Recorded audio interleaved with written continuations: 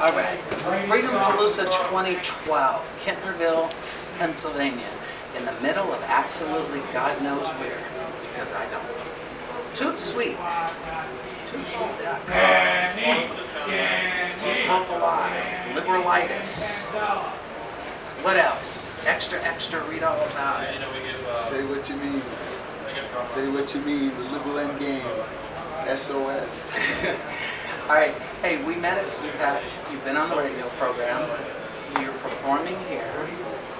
You and I had an interesting conversation before this event on the phone.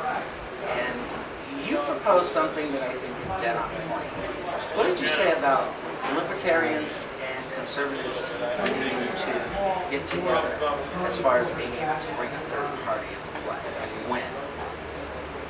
Well, my view on that is that I definitely think we need a third party, but I don't think the time is now. I think this next 4 years, we really just got to get rid of Obama. This guy's a complete nightmare. And then, little by little, start to chip away at it. I think the next president, Trump, all his job really is to get rid of Obamacare, and to get rid of Dodd-Frank.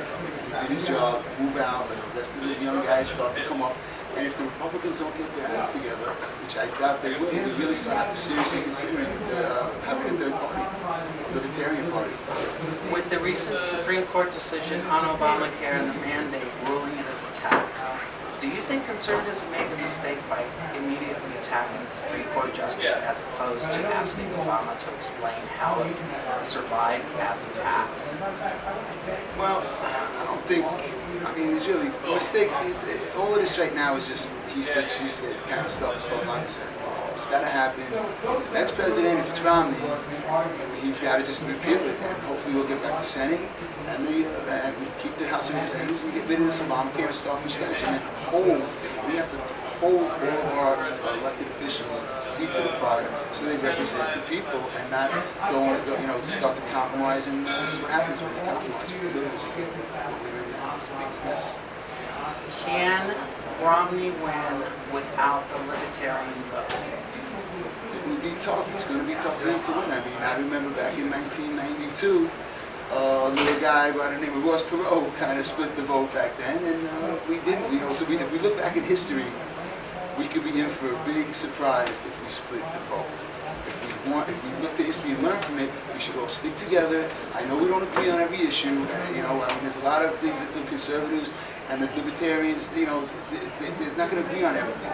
But the basic principle of the Constitution and basically freedom, only the libertarians and the conservatives have that in common.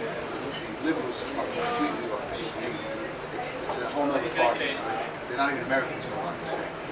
Speaking of Ross Perot, you reminded me of something in our conversation. You said that you won't make that mistake again this year, in 2012.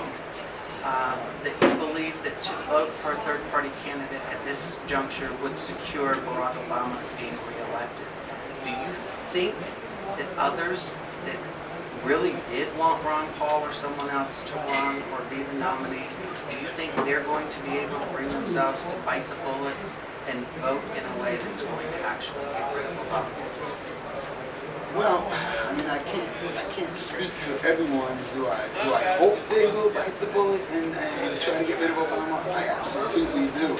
Do I think they will? I don't know. I really hope they do, because I witnessed it in 1992, and I think that history will repeat itself if we don't all stick together. I know Romney's not the perfect candidate.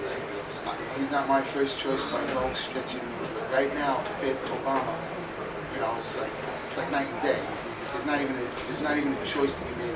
We all have to get together, stick together, get Romney in. I know he's not the greatest. Get him in, let him get rid of Obamacare, let him get rid of Dodd-Frank, and then we move forward from there and start to, little by little, chip away at this big mess.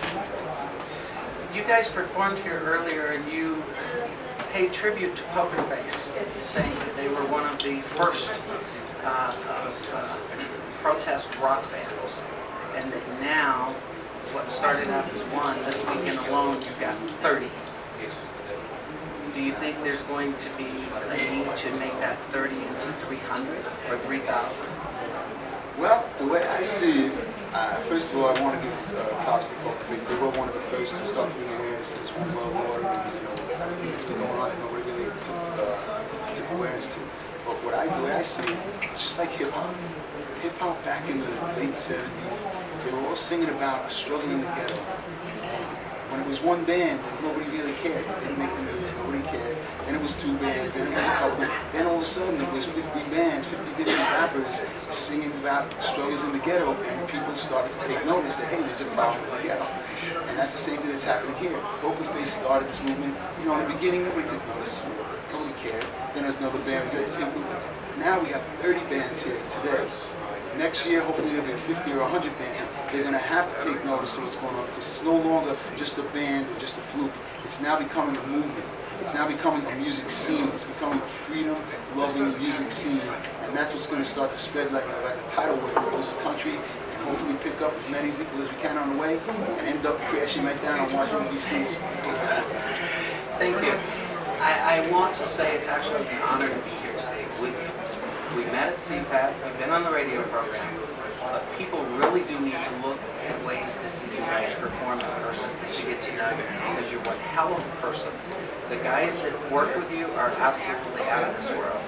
And I strongly suggest that you do what I used to do when my hair was like that, and just buy an afro I'm definitely take you up on that. I need a stylist. and Larry, the pleasure's all mine. What a pleasure was to meet you.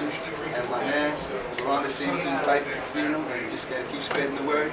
Like I like to say, is we're going to take back America one song at a time. Thank you. Thank you.